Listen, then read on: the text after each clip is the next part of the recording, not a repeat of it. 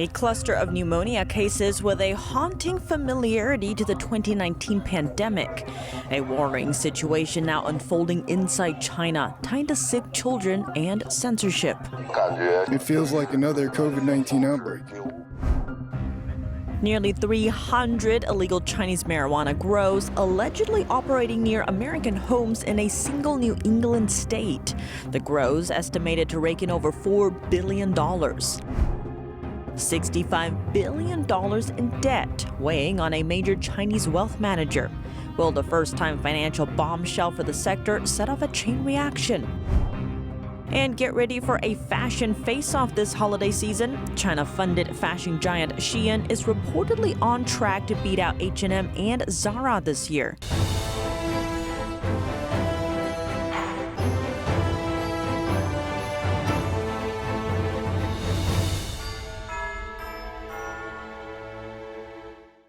Welcome to China in Focus. I'm Tiffany Meyer. A widespread outbreak of undiagnosed pneumonia cases is sweeping China, and it's mostly affecting kids. The dire situation is triggering concerns from a global health authority. On Wednesday, the World Health Organization gave China a 24-hour deadline to provide crucial details about the situation. China has been battling a jump in mysterious respiratory illnesses for months.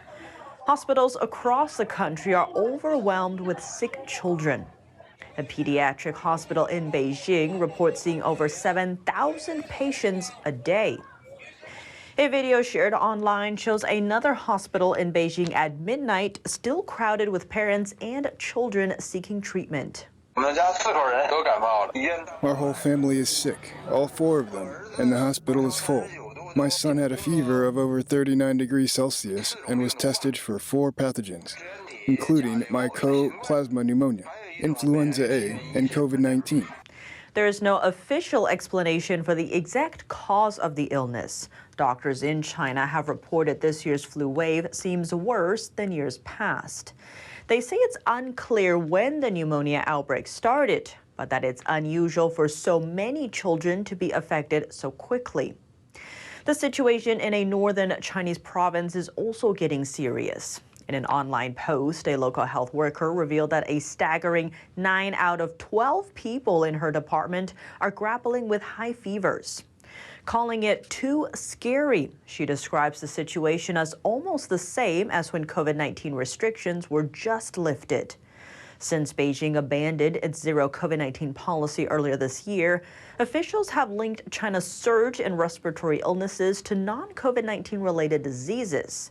Now, some residents are questioning whether the regime is using that as a cover-up to hide new waves of the COVID-19 pandemic. It feels like another COVID-19 outbreak, but they're saying it's influenza. I suspect it might be a mutated COVID-19 variant.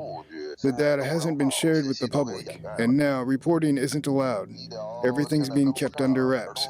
Medical care is falling behind, and children's hospitals can't take in any more patients. Parents are getting more and more concerned.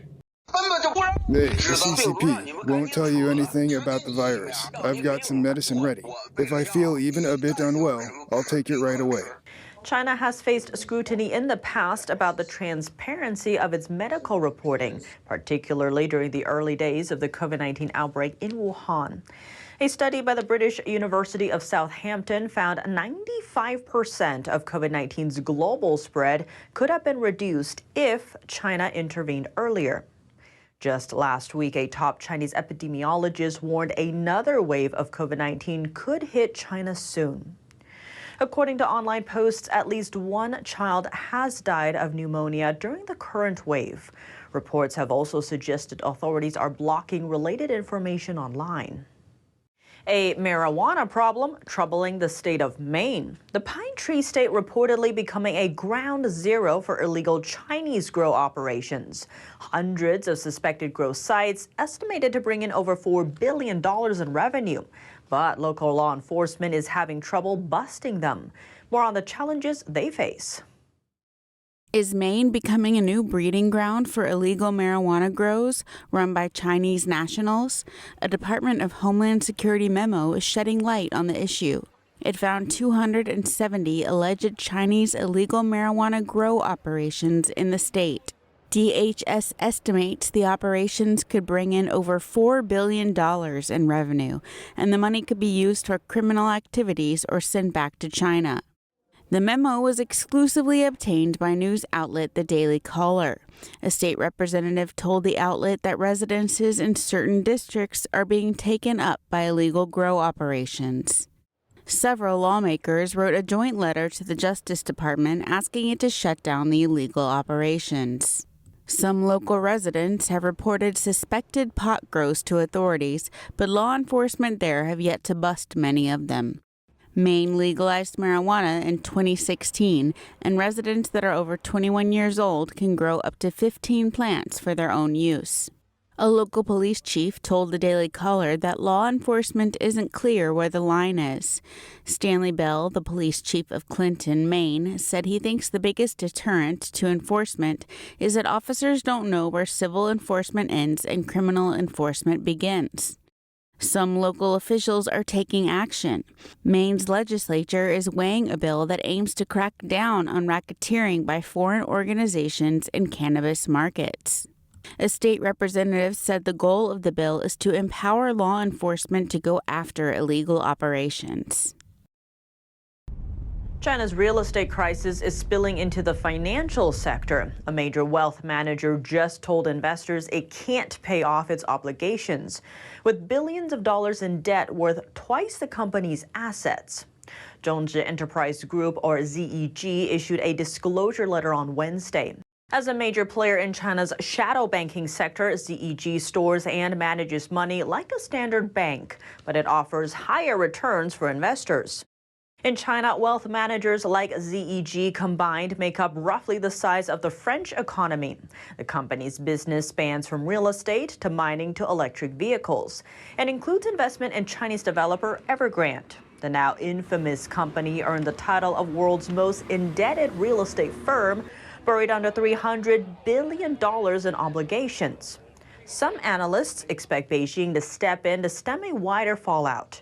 But an expert says helping the sector with state money could only make the coming burst bigger, leading to future problems. The only way to get China out of this big trouble is through, lead bubble burst. And sooner or later, they'll have the lead bubble burst.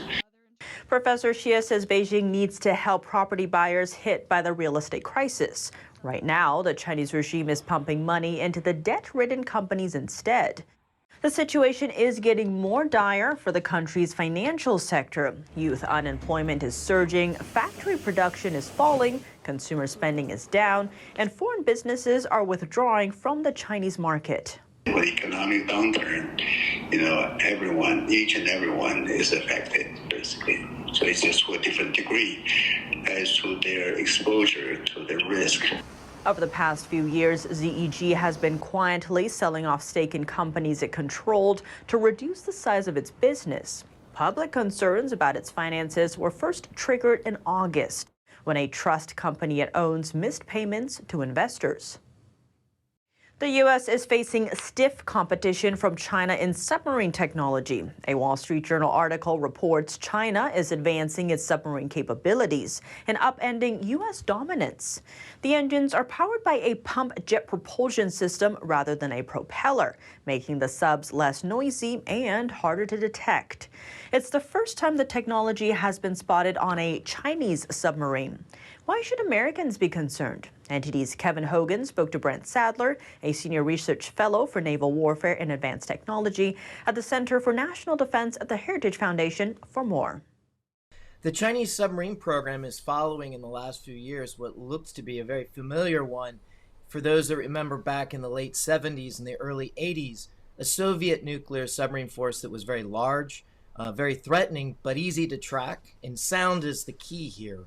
Unfortunately, because of the stealing of very sensitive technologies and the transfer of equipment to the Soviet Union in the late 70s, those submarines that were easy to track became very hard to track almost overnight, and it meant that the U.S. needed more assets, more aircraft, more submarines to keep tabs on the Soviets. We could see the same thing again with the Chinese fleet.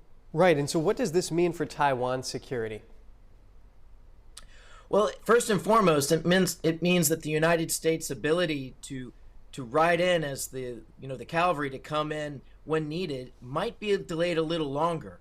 And it also means that while the U.S. forces are nearby, they're going to be under constant threat, and they might have more possibilities of more losses than anticipated in the past. Is it a realistic possibility that this will enable China to dominate the Indo-Pacific? And if that is the case, how can the U.S. counter it? Well, if the U.S. remains on its current trajectory of just every decision seems to be for a smaller and smaller Navy, then absolutely the Pacific will become the Chinese lake by 2049. But there's no indication that the U.S. Congress is willing to accept that. And I think there are folks in the Pentagon that also see the dangers, as well as the State Department, the dangers of continuing on this trajectory. It's the season of holiday shopping. As major fashion retailers begin to snap up discounts for buyers, a China-funded company is quietly expanding. Fast fashion giant Shein is getting closer to besting two of its biggest rivals this year, Zara and H&M. In the first 3 quarters of this year alone, Shein's revenue has already outpaced H&M's by a staggering $7 billion. Zara is next on the list. And the corporate ambition doesn't stop there. Shein is looking to become a new rival to Amazon. The online retailer has been luring in merchants from Amazon to its own platform with shopping incentives. What's more, the company is also reportedly planning to go public as early as 2024. But to get there, it has to bypass a string of hurdles from U.S. regulators. Shein has been facing pressure from lawmakers over allegations of unethical labor practices against the Uyghur minorities in the Xinjiang region. Updates from China, a wave of protests breaking out in the country. That's as its property sector continues along a downward spiral. Last Friday, property owners gathered in Hunan and Shanghai to demand developers follow through on their promises. The would-be homeowners already paid the companies to build their new homes, but the developers failed to produce the housing in return. Authorities clamped down on the protests and some property owners were arrested. Protests like those can be hard to clamp down on. I believe the protesters are very determined to stand up for their rights, and this could be an element disrupting China's social stability. Over 1,700 real estate-related protests sparked between June 2022 and October 2023. As Taiwan gets ready to select a new president, more candidates are making their positions on China relations clear. During a news conference Thursday, the ruling party's vice presidential candidate shared her stance. Here's what she said. I think we have reiterated our position that we remain open to dialogue, that we are also committed to the status quo. And as we take a pragmatic approach to balancing our international partnerships, I think it's also important that the international community, who also agrees with our position in continuing peace and stability in the Taiwan Strait, make clear to our counterparts across the Taiwan Strait that dialogue is the only way to resolve differences. War is not an option. Taiwan's ruling Democratic Progressive Party announced this week that Salby Kim has been chosen as the running mate to party's presidential candidate Lai Ching-te.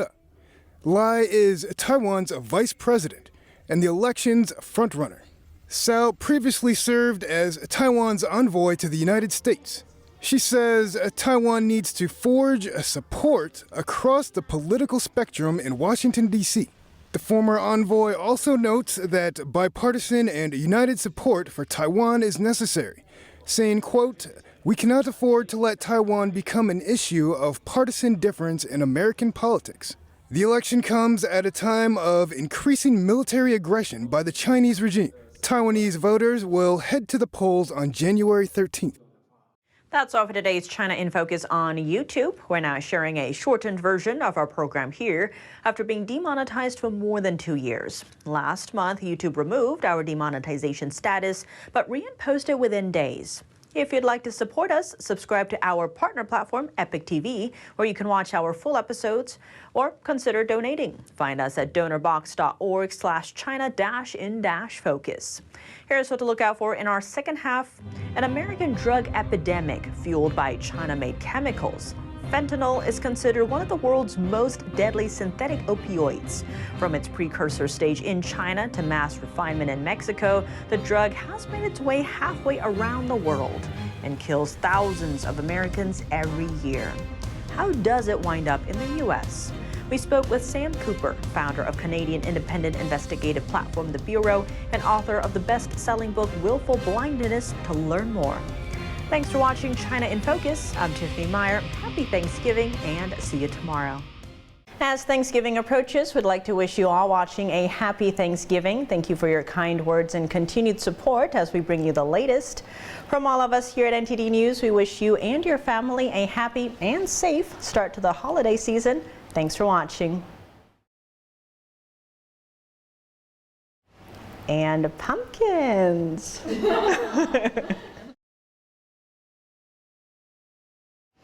And don't forget the pumpkins. Okay, let's do it one more time. Turkeys. One more time. Turkeys. One more time.